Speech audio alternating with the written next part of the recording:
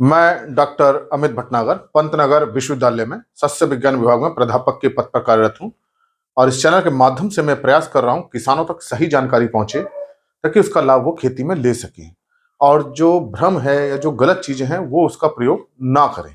तो इसके लिए हमको वैज्ञानिक तर्क, उसके कारण, रिसर्च फाइंडिंग्स वो सब हमें पता होना चाहिए ताकि हम सही चीजों को जान सकें।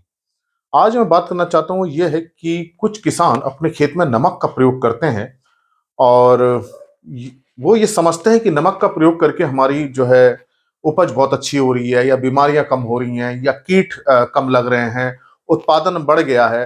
लेकिन वास्तव में रियलिटी में ऐसा कुछ होता नहीं है। आज मैं इसी बात पे चर्चा करूंगा कि जो हम नमक डालते हैं उससे हमारी मिट्टी खराब होती है और हमारा फसल उत्पादन पर कोई विशेष प्रभाव नहीं आता है, बल्कि फसलों का उत्पादन गिरता जाता है।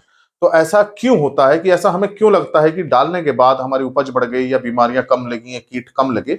इस पे भी मैं चर्चा करूंगा। तो मेरा आपसे निवेदन है, मेरे इस पूरे वीडियो को आप देखेंगे तो आप पूरी वैज्ञानिक चीजों को जान सकेंगे। देखिए, जो नमक होता है, जो खाने वाला नमक है, चाहे हम पशुओं को खिलाएं चाहे हम खाएं, ये वास्तव में दो तत्वों से मिलकर बना है, सोडियम और क्लोरीन।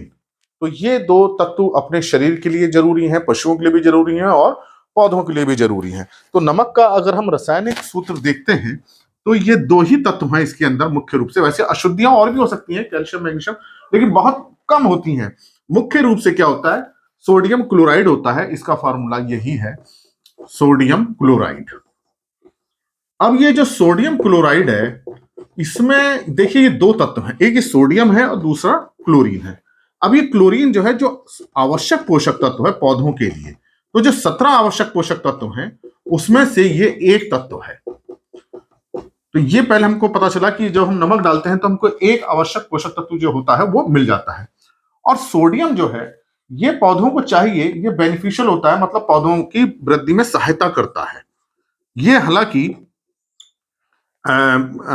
आवश्यक पोषक तत्व नहीं है, लेकिन वृद्धि के लिए हेल्पफुल है। तो इसका मतलब कि जमीन में, हमारी मिट्टी में सोडियम भी होना चाहिए और क्लोराइड भी होना चाहिए, तभी जो है आवश्यक पोषक तत्व मिलेंगे और वृद्धि भी होगी। तो सोडियम और क्लोरीन दोनों का होना जरूरी है मिट्टी में। अगर मान लीजिए क्लोरीन की कमी है, सोडियम की कमी है, तो हमारी जो फसल की वृद्धि अच्छी नहीं होगी। तो इसका मतलब यह है कि मिट्टी के अंदर इन दोनों तत्वों का संतुलित मात्रा में होना बहुत जरूरी है। संतुलित मात्रा का मतलब यह है कि ना तो बहुत कमी हो, अगर कमी होगी तो हमें उसके लाभ नहीं मिलेंगे, और ना ही इनकी अधिकता हो। अगर अधिकता होगी तो क्या होगा कि फसल पे ये अपने दुष्प्रभाव दिखाएंगे। अब ये दोनों जो तत्व हैं ये होते हैं सूक्ष्म पोषक तत्व। सूक्ष्म पोषक तत्व हैं, सूक्ष्म का मतलब यह है जिनकी आवश्यकता बहुत कम होती है। बहुत मतलब एक हेक्टर 500 ग्राम से ही इनका काम चल जाता है। समझ लीजिए आधा किलो ही काफी हो जाता है एक हेक्टर एरिया में। अगर मिट्टी के अंदर इतना है, पौधे इससे ज्यादा अवशोषण नहीं कर पाते हैं।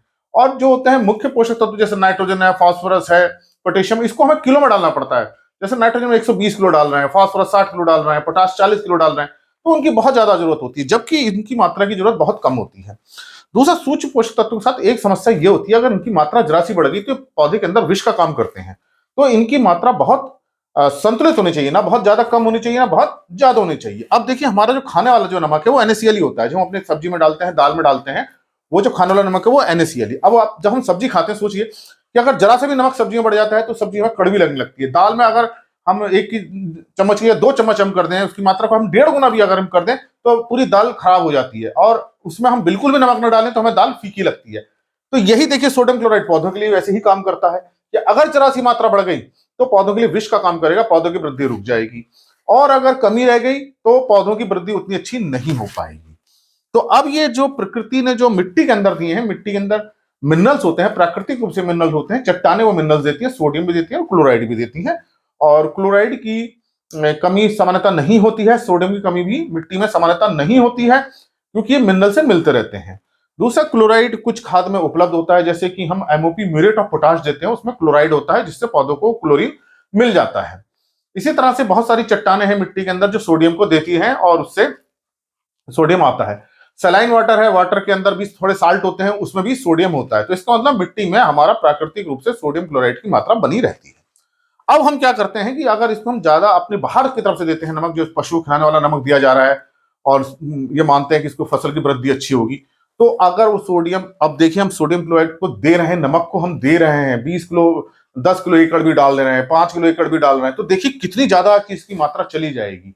तो ये क्या करेंगे, पौधों के अंदर विष का काम करेंगे, पौधे इसको एब्जॉर्ब करेंगे। तो अगर शुरू में तो क्या होता है, अगर सोडियम की कमी होती है तो उसका इफेक्ट हमें थोड़ा सा नजर आता है, क्योंकि सोडियम पौधे की वृद्धि में सहायता करता है।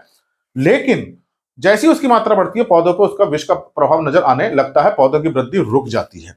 इसके अलावा ये जो सोडियम क्लोराइड है, सोडियम जो खास तौर से ये जो है, ये बहुत ही खतरनाक तत्व होता है। इसकी मात्रा जैसे ही बढ़ती है मिट्टी की सारी संरचना खराब हो जाती है, मिट्टी की केमिकल प्रॉपर्टीज सारी खराब हो जाती हैं, मिट्टी पूरी तरह से समझिए बर्बाद हो जाती है। सोडियम बढ़ते ही पूरी मिट्टी बंजर हो जाएगी आपकी। तो शुरू में तो आपको लगेगा कि हमने वही नमक डाला हमारी वृद्धि अच्छी हो गई, क्योंकि शुरू में उसे थोड़ा सोडियम मिल गया, थोड़ा सा क्लोराइड मिल गया। लेकिन जैसे उसकी मात्रा बढ़ेगी तुरंत आपकी जो है कुछ सालों में मिट्टी बिल्कुल खराब हो जाएगी। अब कैसे खराब होती है, देखिए मिट्टी के कण आपस में बंधे रहते हैं, उसको बांधने का काम कौन करता है, ह्यूमस करता है, ऑर्गेनिक मैटर करता है, कैल्शियम करता है। सोडियम इसका बिल्कुल उल्टा काम करता है। जिस मिट्टी में सोडियम बढ़ेगा मिट्टी के कण आपस में फैल जाएंगे, डिस्पर्स हो जाएंगे, मिट्टी बिल्कुल कठोर हो जाएगी, उसके नीचे पानी नहीं जाएगा, उसके अंदर वायु संचार नहीं होगा। तो ऐसी मिट्टी जिसमें एक्सचेंजेबल सोडियम, विनिमय जो सोडियम की मात्रा 15% से अधिक हो गई तो मिट्टी हमारी बिल्कुल खराब होने लगती है। तो जो एक्सचेंजेबल सोडियम है अगर 15% से ज्यादा हुआ तो हमारी मिट्टी खराब करता है। तो हमारी मिट्टी में जैसे ही सोडियम बढ़ेगा उसकी संरचना खराब हो जाएगी, कण उसके आपस में बंध ही नहीं रहेंगे, जिससे जड़ों की वृद्धि अच्छी नहीं होगी, मिट्टी हमारी बंजर होने लगेगी। मिट्टी के बंजर होने में सोडियम का एक बहुत बड़ा कारण होता है। तो ऐसी मिट्टी जो सोडियम ज्यादा होता है बंजर हो जाती है। फिर इस सोडियम के बढ़ने से क्या होगा, मिट्टी की पीएच बहुत ज्यादा बढ़ने लगती है सोडियम ज्यादा होने से। तो पीएच ज्यादा होगी, पीएच बहुत ज्यादा होने लगेगी, 8 से ऊपर निकल जाएगी।